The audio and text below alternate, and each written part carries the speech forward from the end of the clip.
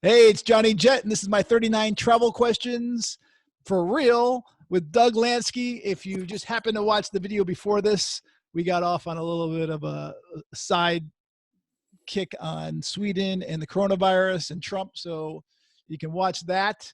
But now we're just going to talk about Doug's, what his travel lifestyle is like. And Doug, by the way, is a big time travel expert. I met him at a travel conference speaking dozens of years ago. Now it seems like, but he's a keynote speaker at major conferences. He's written multiple books, including for Lonely Planet. Who else have you written for, or is it just Lonely Planet? No, well, there's Rough Guides and Penguin. I have some other Traveler's Tales. Those guys. This guy's always got something going on, and I'm sure you've read his content before. So, Doug, I'm going to ask you again, where'd you grow up? So, born in Manhattan, grew up in Minnesota, studied in Colorado. And where'd you go to college? Colorado College, a little liberal arts school. What'd you study? Political economics and, political economics. All right, you don't sound that. I didn't study that much.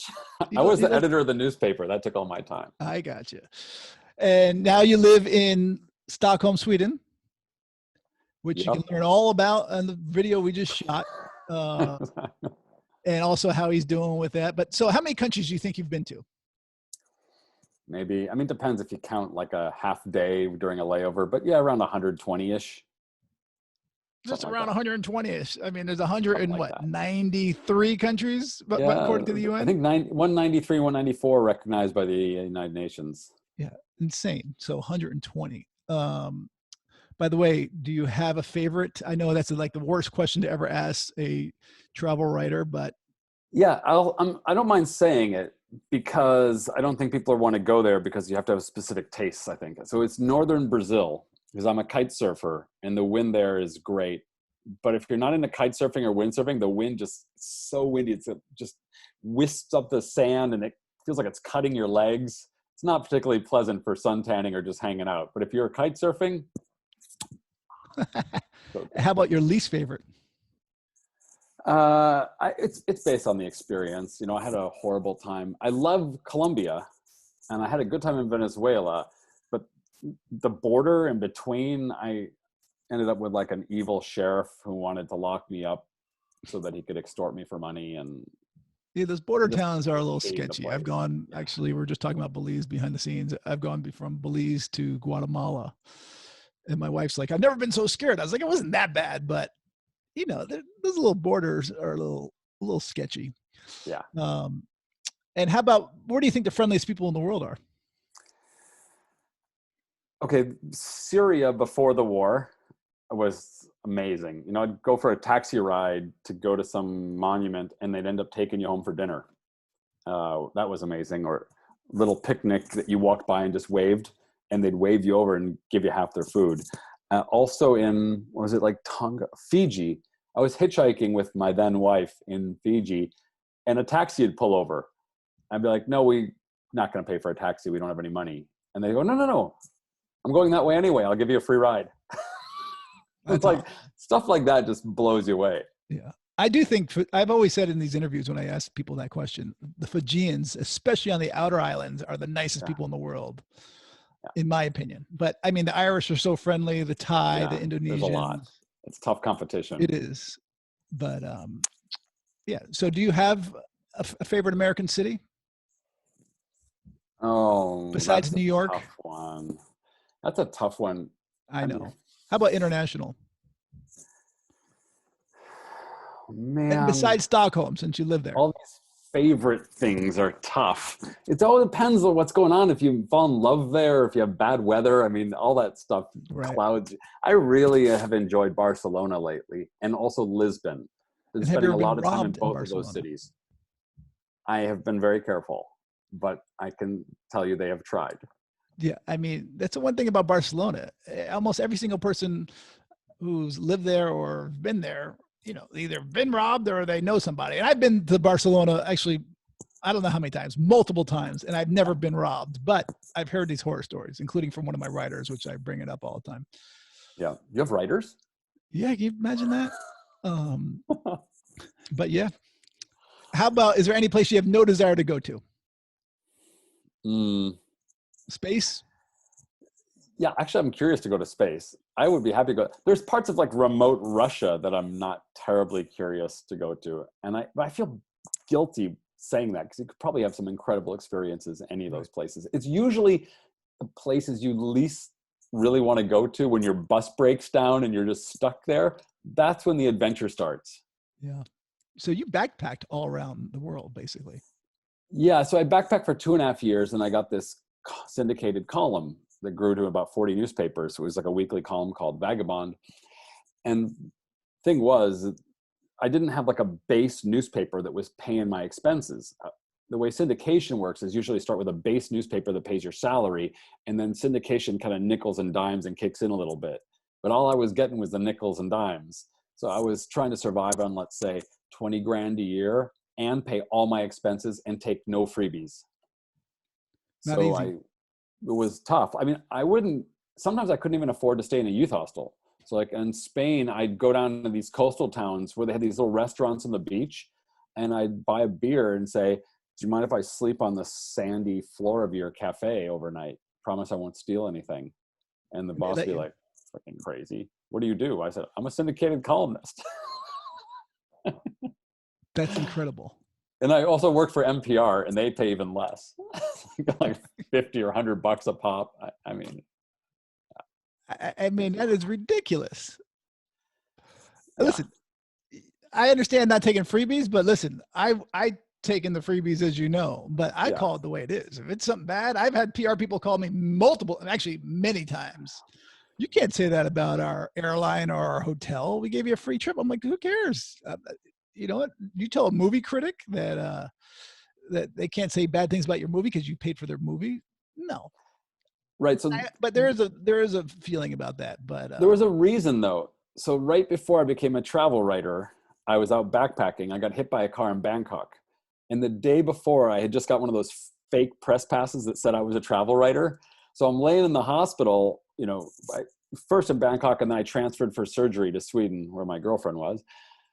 And they have better hospitals. Bangkok's Actually, there's a great one in Bangkok. There's a great one in Bangkok. I just didn't know about it. Okay. I was there is that one, yes. But yeah, no one told me.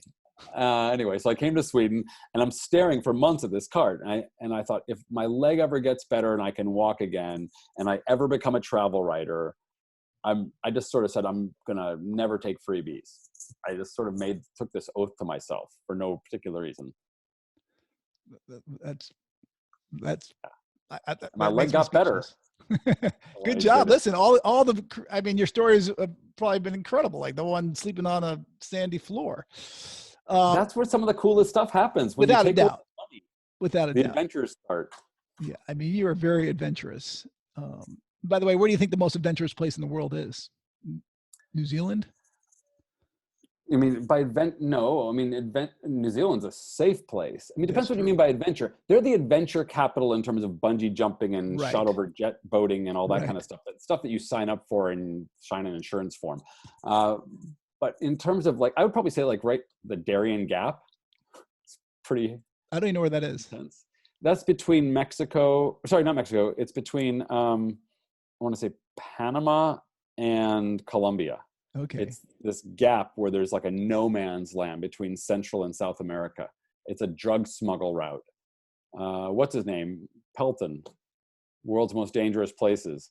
That guy, he hangs out there. Yeah, well, I've never been, and that's on my new list of the opposite of the bucket list.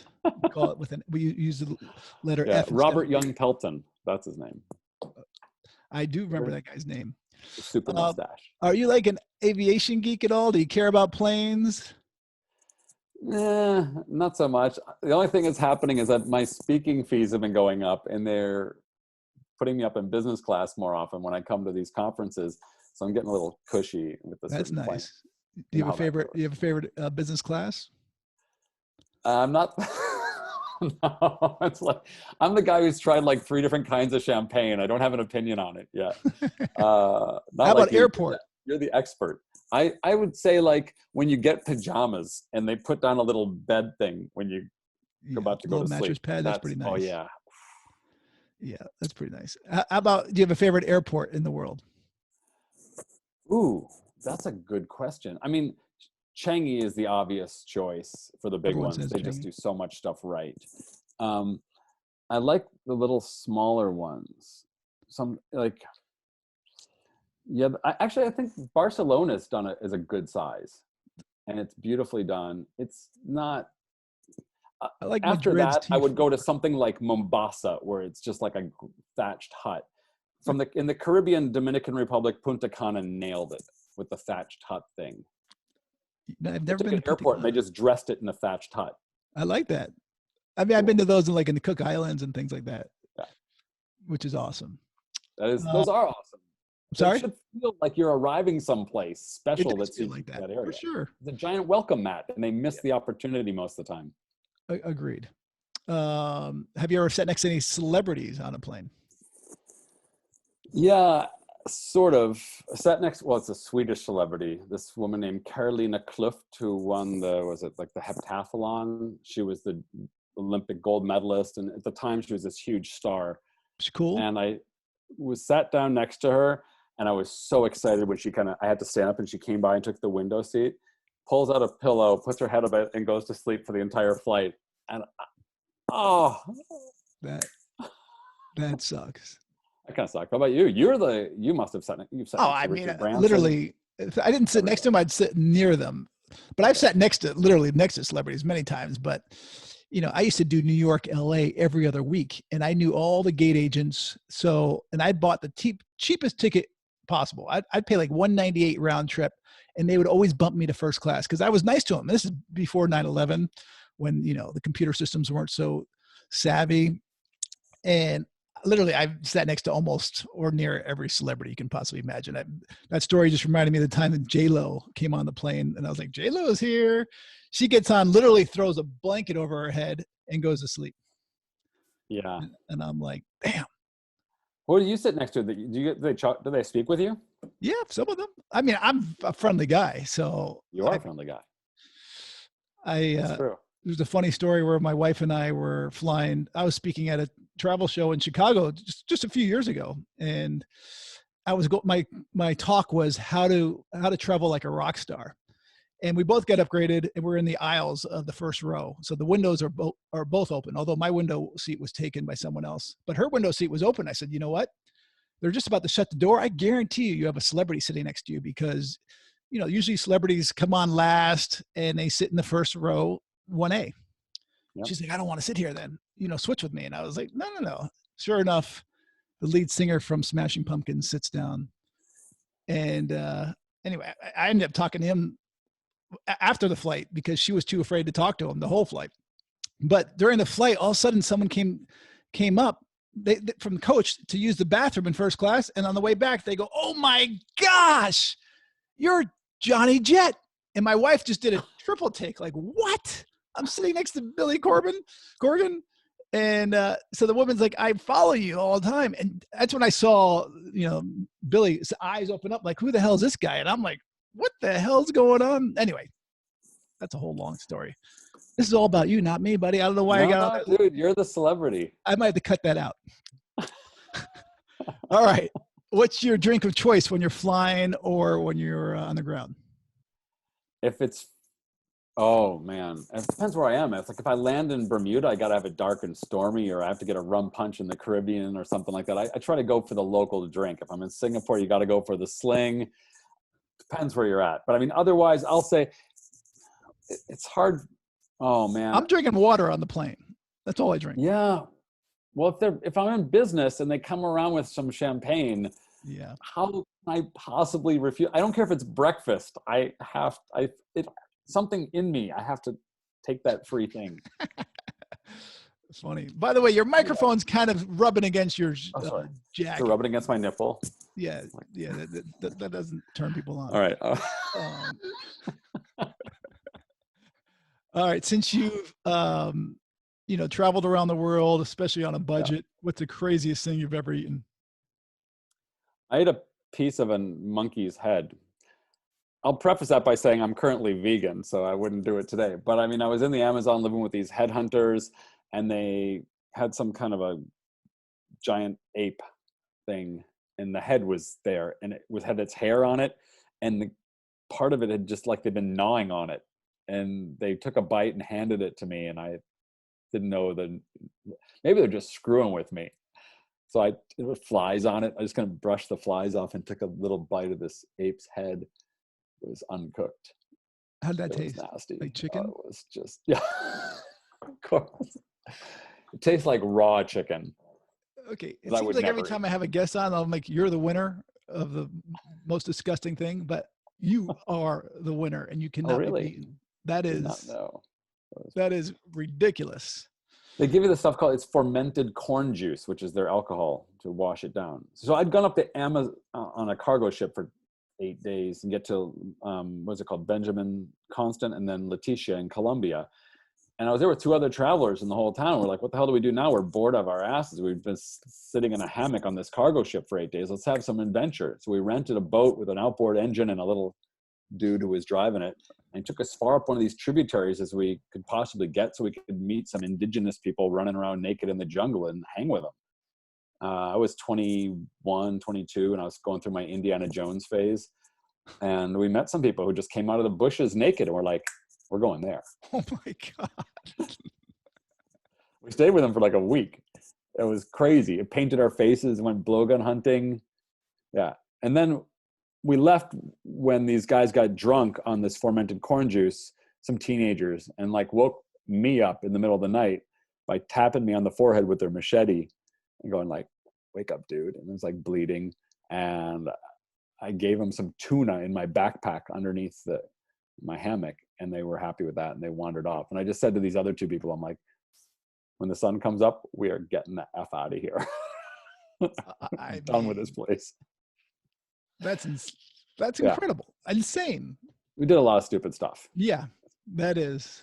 By the way, did you get sick from the monkey brains or monkey head? I got sick from most things. And I've been traveling in these remote places so long that I actually knew I was going to get sick no matter what I did. Some water from the shower might get in, or I might go to a nice restaurant, but they might put ice in the drink and I'd get sick from that.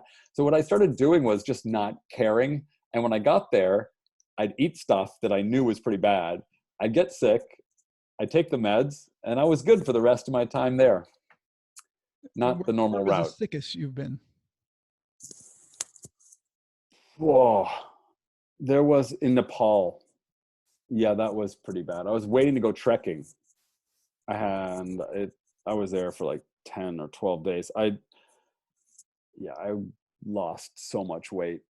I was a freaking pencil. And what do you carry in your little medical bag, which I'm sure you have? Yeah, so I had the antibiotics, and then I have this stuff for Giardia. But the thing that you have to do, I realized when you get the runs, and this is when you had film canisters, because we had no digital cameras back in the day. So what you did is you kind of poop in one of these film canisters, put it in a plastic bag, find a traveler that was very kind, take pity on you, say, run this down to the nearest clinic, have them put it under a microscope, and they can tell you if it's amoebic or bacillic dysentery, and then they sell you the drugs for $5 right on the spot. Within 24 hours of taking it, you're fine. I've never heard that ever. Yeah, so it's like if you get blood in the stools or mucus, it's just nasty. But anyway, you can often even tell without the microscope, but it's better to have them look at it under a microscope just in case. Are you serious? And then they all have those are easy drugs to come by, and they're not expensive. And have you done it multiple times? Yeah. Wow. Many times. That is like the travel tip of the century. I landed in Bombay. This is like in 93. I went to the men's room and took a big hit of water out of the faucet, the men's room at the airport. And by the next day, I had dysentery. And by a day after that, I was fine for the rest of the time in India. And were you eating street food, I assume, after that? Everything. Wow. Well, I don't know if I recommend that to people, but that is definitely a Swedish herd immunity now. I was just getting sick no matter what I did, so I figured I'd get it over with. Okay. Do you have a favorite restaurant in anywhere? I mean, that's a difficult question. It used to be Balthazar in New York. That was like my go-to spot. Which one? To Balthazar down in Soho. Yeah. I've been to I Balthazar. really like that place. And then also, because my grandparents and my parents took me there in New York as well, with Serendipity on the Upper East Side, like on 60th and 2nd, just for the multiple desserts. of those. I've been to many. And I take my kids, and they, you just get a sugar high. It's basically, you can get adult onset diabetes just looking at some of those desserts. Yeah, they have them all. They have Miami now. Yeah, it's franchised. It's not cool anymore. Yeah, although it's like if Wall Drug franchised. Their frozen hot chocolate is really good. Do you know what though? I make that all the time for my kids. I just take the local hot chocolate powder, put it in a blender with some, I use fake milk, but milk and some ice. What's fake milk? Almond milk? I use, right now, I switch all the time. Right now I'm using coconut almond mix. Okay. If you must know. Okay, I must know. I drink almond milk. I'm not a milk guy. Yeah, I never was a milk guy. Yeah, me either. Milker for cows. I went through a phase when I had all these vegan friendly t-shirts, and I have one that my kids hate, the picture of a cow, and it says, "Not your mom, not your milk." That's a good way to put it. Which credit card do you use when you travel? I don't have, it's Amex Platinum, babe. Do you want to know why? Centurion Lounges? I was speaking at, but I was speaking at a travel insurance conference, and I was sitting there with all these people who've worked in the insurance industry for 25 years. I said, what do you guys take when you travel? This is not a commercial for Amex, by the way. I don't know if you have one of your sponsors, but anyway, I asked everyone at the table, and everyone pulled out the Amex Platinum. And I said, Jesus, these people ought to know I'm going to get one. Well, obviously I have it. What do you use otherwise? I do use it. I love the Amex Platinum. I usually buy all my plane tickets on it because you get 5 points for every dollar spent, but also you get the Centurion Lounges, you have the insurance. But problem is I'm not traveling these days. I haven't flown since February. So it's $550. Yeah. And that's a steep bill these days, since, money's not coming in like it used to. Yep. So, but I also use the Chase Sapphire, Reserve. I have a Barclay card. I have multiple cards. City. You can send me money in multiple ways. Yeah, I have 3 cards that I spend almost $2,000 on. The AA City card gets me in all the lounges, but I'm not flying, so I'm like, do I really need these right now? I'm going to have to consider putting them on hold. But I think we're going to be flying again soon. And you know who I think needs to lead the charge is young people. We send them off in the military to do battle in different countries. Let them help be the soldiers for the global tourism economy. Well, I think they are from this thing. They already are. And I can't blame them. Listen, if I was young and I didn't have kids or family, I would be traveling right now. Yeah. Although as an American, there's not a lot of places we can go. Nope. Especially you can't come to Sweden unless you have a good reason. Can you go to Sweden without quarantine? You are not. I think the last I heard was, we're not letting in Americans unless you have a really good reason to be here. But I don't think you have to quarantine. Okay. So maybe me inviting you would be a good enough reason. Well, I would love to be in Sweden in the summertime. I love it. I mean, it's nice. It's not many beautiful places than Sweden in the summer. It's not like 75 degrees today and sunny. It's like, and they have so many islands. And speaking of islands, what's your favorite island in the world? Oh my God. Favorite beach? You're going to say the Brazil one. Yeah. I can't lay on a beach. I have a really hard time because I do Ironman triathlons now. If I don't train for like 2 or 3 or 4 hours, I can't sit still. Wow. Every day you train. I gotta answer my pants. Good for you. Yeah, I train like 6 days a week, probably 3-4 hours a day. Remind me not to fight you when I see you. You could totally kick my ass. I can't fight, but I could run you into the ground. Run you to death. All right. So no favorite island. Come on. I'm just trying to think of these. You've been everywhere. There was the Parentian Islands, but I think it's changed so much in 25 years. It's probably not nearly like. Where are the Parentian Islands? It's off the northeast east coast of Malaysia. Okay. And the deal was you kind of got dropped off on this thing, and there were like 10 of us backpackers on the whole island, and we'd wave these fishermen in. It felt like being on like the DiCaprio beach, you know, like Yeah. we'd wave the fishermen in, they'd come in, we'd buy some seafood fresh off the boat, we'd dig a pit in the sand and have a bonfire and cook, we'd make the seafood right there over the bonfire. And that was all we had to eat. That was breakfast, lunch, and dinner was seafood. Cost nothing. You know, all these kind of diagonal or horizontal palm trees you could climb up. Yeah. It was, Have you ever written a book about your travels? I know you write about mostly like. funny you should say that. I've written quite a number. Have you? Yeah, I have.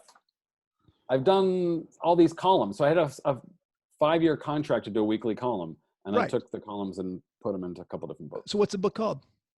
There's The Last Trout in Venice and Up the Amazon Without a Paddle. And can you still get them on Amazon, I guess? You still can, I believe, if they're. You know what? We'll put the links. I'm going to send you this blog post. I'll write a blog post, and you send me the links, and I'll post them. So speaking of travel books, do you have a favorite travel book besides your own? I really like the books that weren't super travel-y. Oh my God, I'm just spacing this one about the bank villain who lived in India.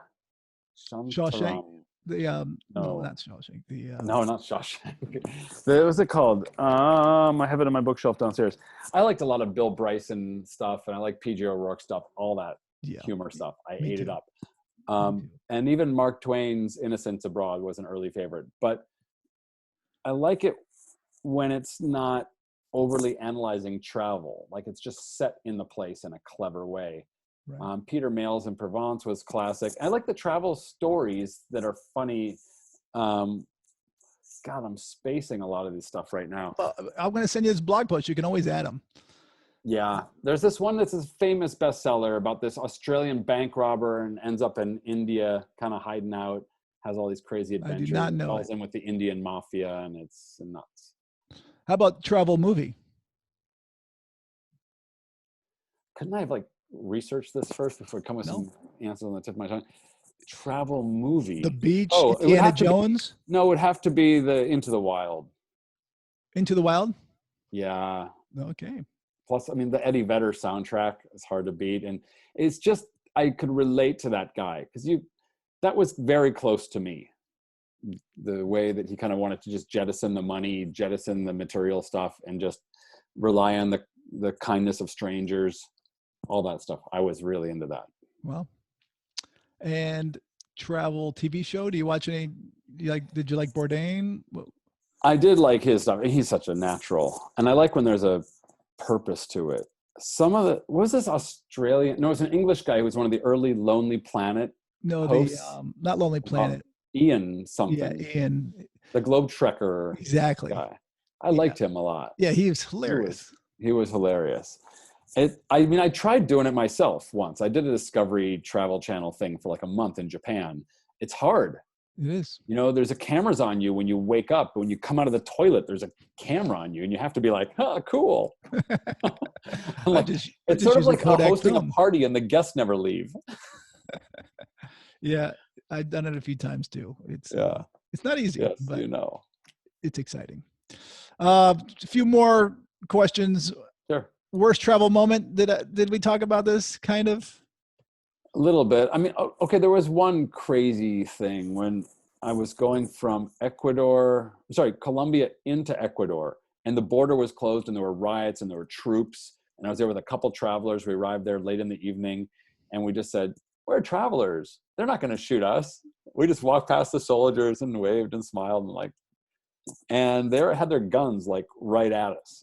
And I was telling these other travelers, I'm like, there's no way they're going to shoot us if we don't provoke them. We just walk around with our hands up like this and white flag stuff. Walked right to the border, and there was this angry mob there, and they're yelling at us, and they weren't going to lift the boom to let us cross this little bridge.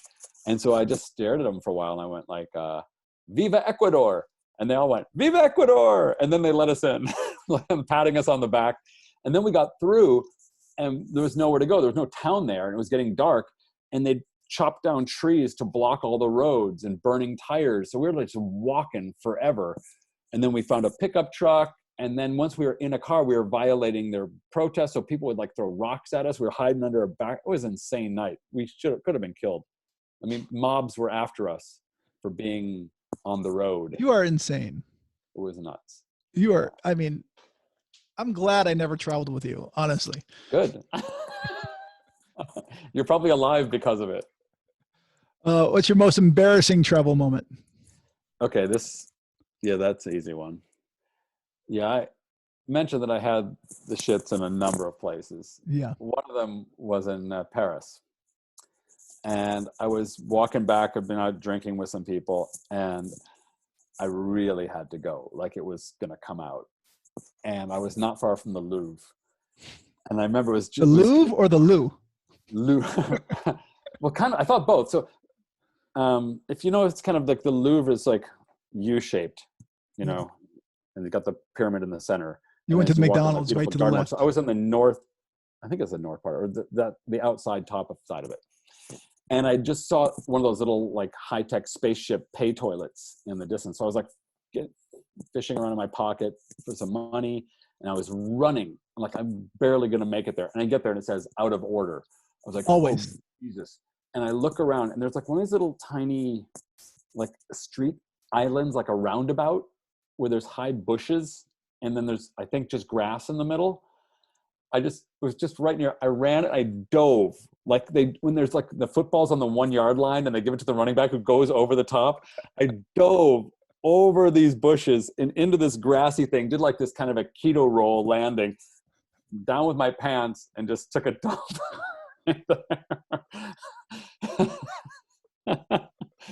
Yeah, that was, and people walked by and they saw me and stuff. And I just... Was it light? Was it dark? Once you're there, you're just like, it was like twilight-ish. Oh my God. It wasn't good. But here's another thing, one other pooping story. And this is one of the things you don't think about. When I was living with this Amazon tribe that, you know, came out of the bushes naked, we're there for a couple of days and there are no toilets there, right? So we had some toilet paper we brought with us. And I said to the chief, who was the only guy who spoke some Spanish, I'm like, where do we go to the toilet? And he just like points to the jungle. And you don't want to walk too far in because it's scary and nasty things can bite you and get you, and snakes and whatever. So I didn't go too far in. But the thing that happens is like 12 kids followed me every time I went to the bathroom. And you're like, go away. And they don't go away. They just sit there. So you can't get them to leave. And you just squat and do your thing. And they form a circle around you like you're like going to do a campfire guitar solo. And they're, I don't know, like 2-3 yards away in a circle. Are they looking at you, or are they put their backs to you? Oh, they're totally looking at you. They want to know how the white man does his number two. Oh my God. It's Where is this again? Weird. Where was this? Audience. This was in somewhere in the jungles of Colombia, near just down by the Amazon rainforest. But it's weird to have like this active audience analyzing your every sound and passing of every... Well, that reminds me of a couple of things. One, if you go to my Instagram, about 2 or 3 months ago, I posted someone's video of a New York City subway where this dude comes on with a portable toilet, and he wanted to have space because it was so crowded. And all of a sudden he just puts the toilet in the middle of the thing, and he starts dropping his drawers, and people just ran. I mean, really hilarious. That sounds like India every day of the week in every train station. Yeah. Well, and then another time I was on a plane. I think I landed in Chicago. I had to go back and read my story. This is at least 20 years ago. And I had to go so bad. Something was not right. And I just was running to my room, and I'm like, I don't know if I'm going to make it. And I get to my door and it's open. I was like, that's weird. I just darted into the bathroom, and I'm sitting there, and all of a sudden I realize I'm in someone else's room, and I can hear them in the bedroom. I'm like, oh my God, what do I do? Oh my God, dude, you just shit down their toilet. I think I blocked it out, but I just wow. I just remembered that. And I was like, breaking and shitting. All right. Sorry, we're not supposed to swear on your program. I didn't get the memo. You can, just not in the first 5 minutes, according to YouTube. Okay, that's right. That's the YouTube rule. What's your dream destination? Place called Isla Rodriguez, 2 hours east of Mauritius for kite surfing. Okay. No one's ever said that. I've never even heard of it. There you go. Yeah, I haven't either. It's like a little tiny speck of an island with a huge reef, so you can kite surf everywhere. So you're big time. Have you ever been to Necker Island? I'm not buddies with Richard. Well, you are. We're best friends. He just called me this morning. I'm kidding. But I was I'm filming that waiting Travel I Channel check show my there. mailbox every day. If you can arrange something, I will totally go. Well, when I filmed the Travel Channel show, we went to Necker Island and I was interviewing him, and the producers were like, he's gonna take you kite surfing, and so they start suiting me up, and he's like, "You never been kite surfing before?" I go, "No." He's like, "You can't go kite surfing." He goes, "You'll end up in the trees." Yeah, you will. Is that true? Well, unless you get to ride naked on his back, like I saw that photos photo. of him that I actually they have that photo printed, blown up in his kite surfing shack, which has 20 different kite surfing boards and stuff. I thought you were going to tell me how they made you take your clothes off and hang onto his back. Yeah, nah. That would have been a great photo. Couldn't pay me any kind of money for that. All right, 2 questions left. What has travel taught you? The most important thing. To be open to the unexpected. And don't travel with Doug Lansky unless you want to. And always take duct tape and super glue. All right. Before I ask you your best travel tip, where can people find you? They can find me at douglansky.com, and also I'm a YouTuber like you. It's called Rethinking Tourism. And I just did a silly video that got 1 million views. On what? What was it about? I did like a fake pilot announcement. I interviewed some real pilots to say, what would you say if you could give a cool safety announcement that would really save lives? And so then I pretended I was a pilot, put my voice through a filter like I made an announcement, and it's gotten 1 million views in the last couple of weeks. Dude, that's awesome. We'll link it into this post. Yeah, check it out. I want to watch it. All right. Travel tip? Best travel tip. The thing that's gotten me out of the more weird situations than anything is a fake thumb. A fake. I'm not a magician, but when they make like a handkerchief disappear? Yeah. It's because they have a little plastic thumb. So you put it on your thumb and you kind of take it off, and then you poke the thing into your fake thumb, and you put it on your thumb, and then you go like this really fast, and it makes it look. So with kids, and when you have a language barrier, that's been great. And then, I have one other thing. When I was traveling on the world in remote places, I always brought a seatbelt. And when I was on these buses for these night bus rides, I'd throw this little thing around behind, just like the waist clip of a backpack. And I'd clip in. And I've been in bus accidents with this, and it saved me. How about the people next to you? Yeah, they got bloody noses or smashed in faces and stuff. Damn. Yeah. All right. Well, my best travel tip is, again, do not travel with Doug Lansky unless you're up for a real adventure, because this guy. I travel business now. It's totally different me. Okay. And by the way, if you're wondering why I have this silly hat on, it's because my head is way too shiny. And it's getting balder as the day goes by. I mean, every day. Look at this. I'm almost Mr. Clean. I'm going to shave it. But dude, were you born in 1970? 69. 60. Okay, so you're a year older than me. That would explain it. I'm a 60s guy. You're a 60s guy. Yeah. But the best day, May 31st. Best day of the year. You know who else has our birthday, by the way? I know some people here, but who else are you thinking of? Phil Kogan. Amazing Race. Okay. Don't know. The host of the thing. Yeah, the host. Yeah, that guy. He speaks at a lot of these travel shows. So yeah. Another guy, Kerwin McKenzie. He is a travel writer. Same birthday. Okay. Look at that. Anyway, nice. Doug. Good to know. My time is running out. I know yours is too. Good to see you, my friend. What time is it in Sweden? 8 o'clock? 8 o'clock. Nailed it. 8 o'clock. Okay. It's 11 a.m. here in Los Angeles. Doug, be safe. My best to your family. And I hope to get to see you someday soon. Likewise. Take care of those cute little ones of yours and your beautiful wife.